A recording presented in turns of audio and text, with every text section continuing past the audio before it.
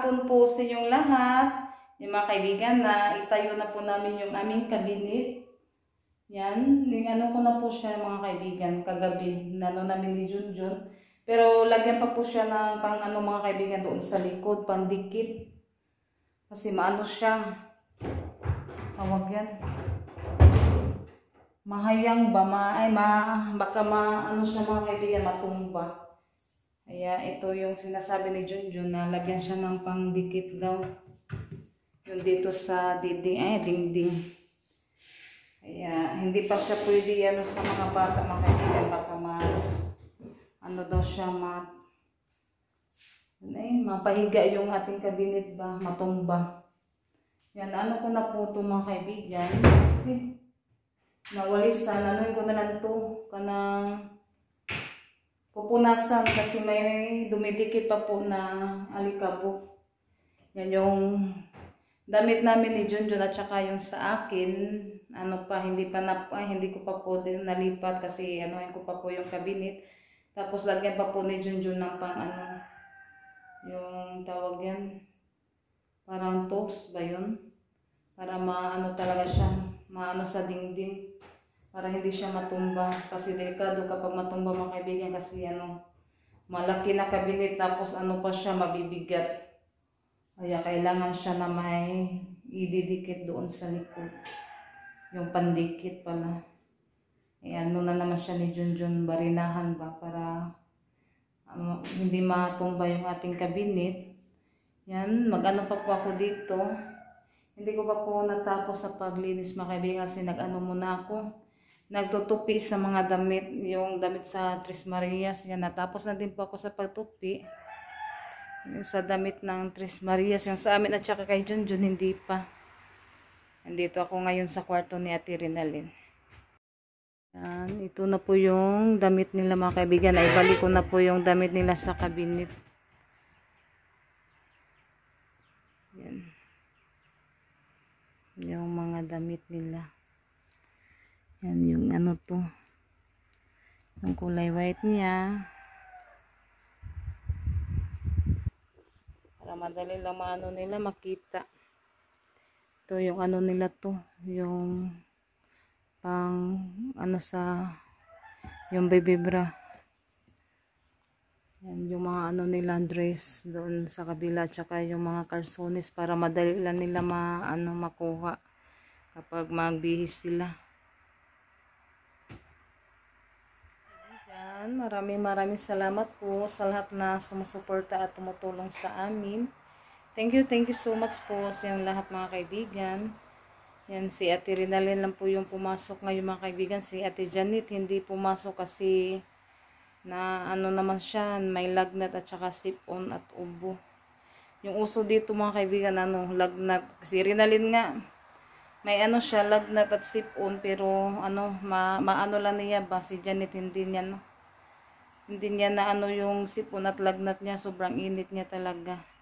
Ay si Rinalyn pumasok siya, si Ate Janet lang po yung ano muna, absent muna siya ngayon kasi hindi daw niya kaya mag-ano siya doon. Parang nahihilo daw siya sa ano niya, lagnat. Kaya sinabihan ko sa kanila ay mag-inom palagi ng tubig at saka nag-ano din sila ng gamot uminom. Si Rinalyn naman ay ano pa po yun siya, may ubo at sipon. Sa ano siguro panahon sobrang init tapos bigla lang umuulan mga kaibigan ba, kaya siguro ano, daming nagkasakit ngayon. Kaya sana nagagaling na po sila mga kaibigan. May pusa nakapasok, kulay brown. Yan dito, naano ko na po yung dito mga kaibigan. Oh. Kay Junjun na lang po yung hindi pa at saka yung sa akin. Yan, natakot siya. Sa mamingay. Yan, ano, pumasok yan sa ano mga kaibigan, yung may butas ba. Yung pusa, marami mag-ano dito kapag, ano na siya. Ngayon, kapag walang tao dito sa kusina. Yan, pumasok sa butas. Kaya ngayon, mag-ano ako mamaya mga kaibigan, magluto ako ng ulam, yung puso sa saging.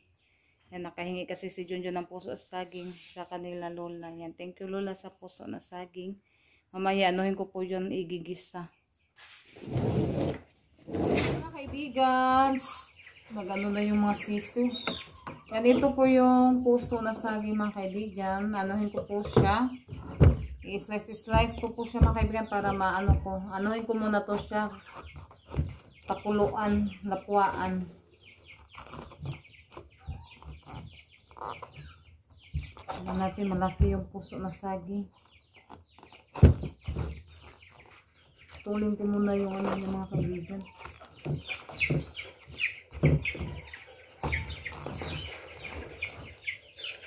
Tigas yung ano niya.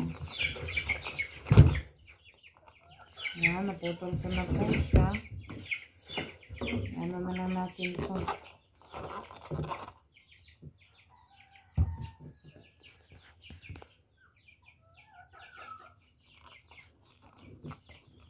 Parang ulan na naman mga kaibigan. At tumawad ang ulan.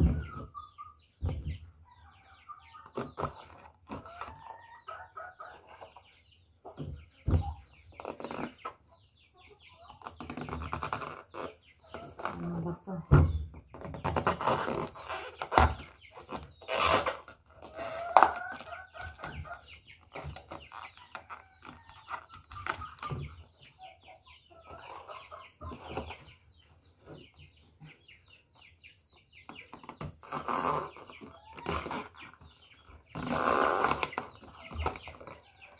Iso.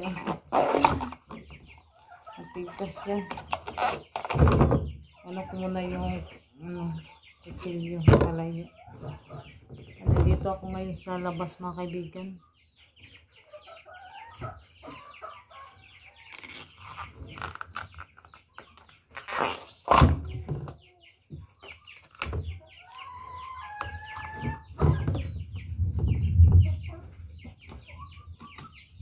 Kulog na naman.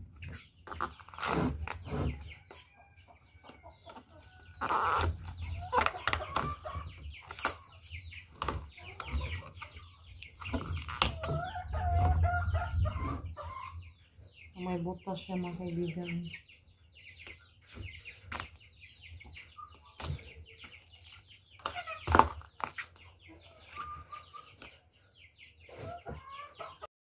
Yung mga kaibigan, pwede na siguro ito mga kaibigan. Ano ko po siya i-slice.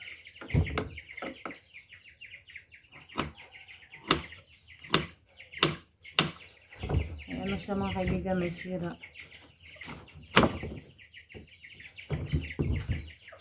Kunin natin yung sira.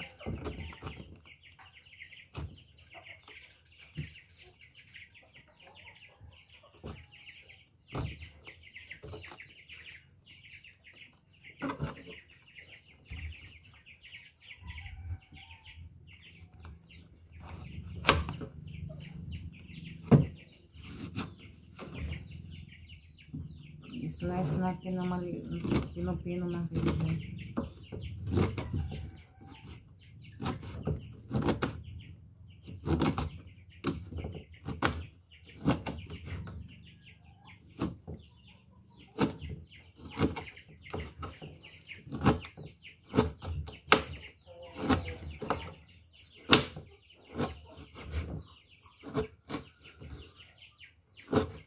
Ang ulan na naman.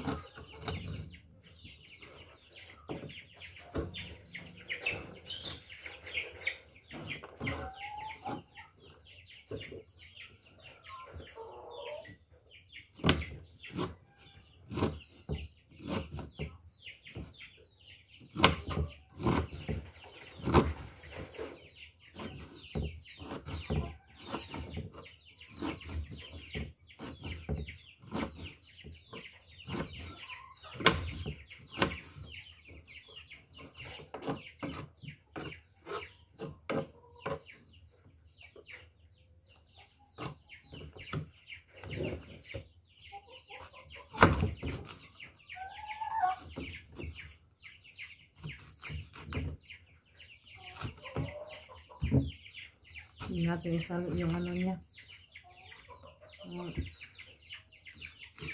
Bato.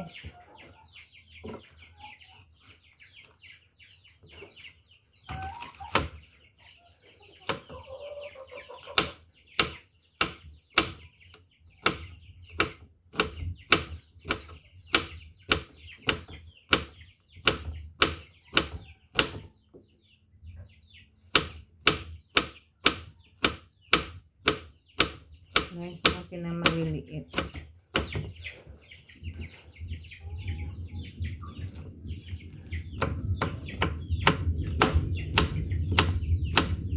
Pit muna ako sa mga kaibigan, damit. Ulan na naman.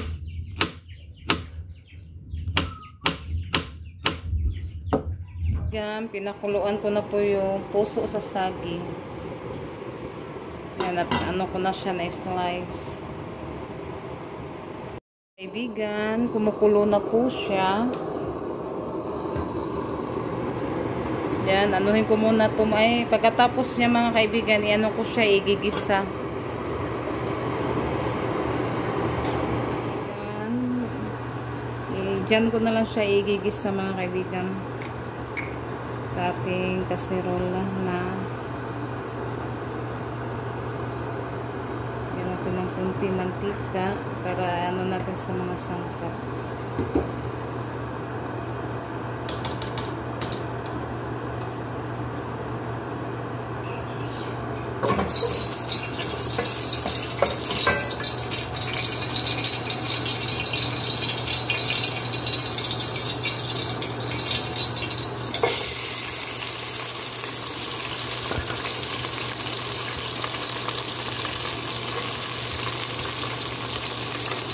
Ilagay ko na po yung sangkap.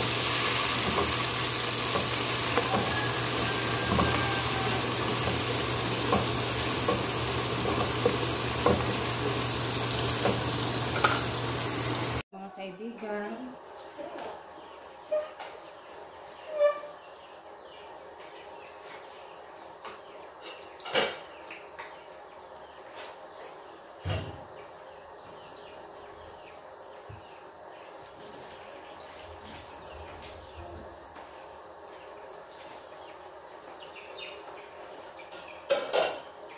yan, ilagay ko na po yung sangkap.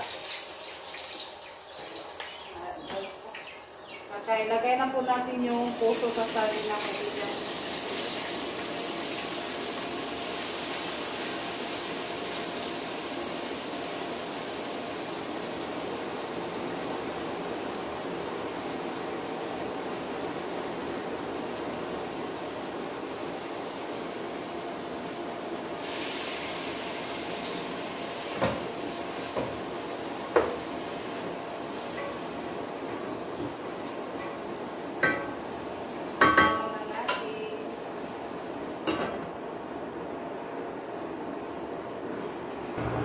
Siya mga kaibigan. Lagyan ko po ito ng mamasitas mga kaibigan para mas masarap.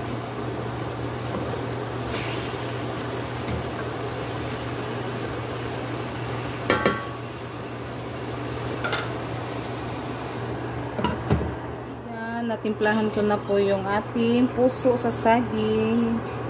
Yan, luto na ito mga kaibigan kasi nano naman to. Ako naman na siyang gilatan.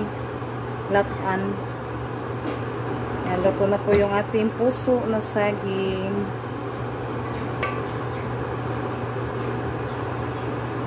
Yan, magano tayo ng konting sabaw kasi yan po yung ano, sa Tres Marias, may konting sabaw. Mga kaibigan, dumating na pala si Junjun yan, may galunggong. Ay, yung tawag dito sa amin, maliliit na bugaong. Yan, anuhin ko muna ito, linisan. Yan, yan, may ano din, may samok. Halo ito mga kaibigan, may ano pa, mangsi. Yan, ano ako, magprito. At ano din, masarap to, ano, tinola mga kaibigan.